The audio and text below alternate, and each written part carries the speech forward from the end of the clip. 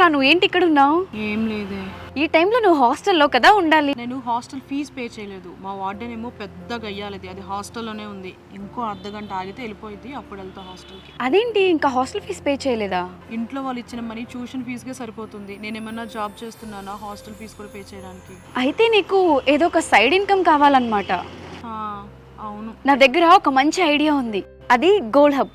వాళ్ళు మనకి మంచి కమిషన్ ఇస్తారు. అది మనకి సైడ్ ఇన్కమ్లా ఉపయోగపడుతుంది. కమిషనా?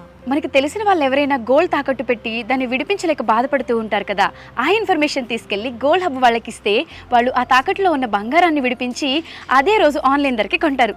అంతేకాదు, ఈ ఇన్ఫర్మేషన్ ఇచ్చినందుకు మనకి కమిషన్ కూడా ఇస్తారు. నాలాంటి స్టూడెంట్స్కి ఈ ఐడియా ఏదో బాగానే ఉంది. ఇంట్లో వాళ్ళ మీద బర్డెన్ వేయకుండా నా హాస్టల్ ఫీజు నేనే పే చేసుకోవచ్చు. అవును, గోల్డ్ హబ్ని ఇప్పుడే కాంటాక్ట్ అవ్వండి.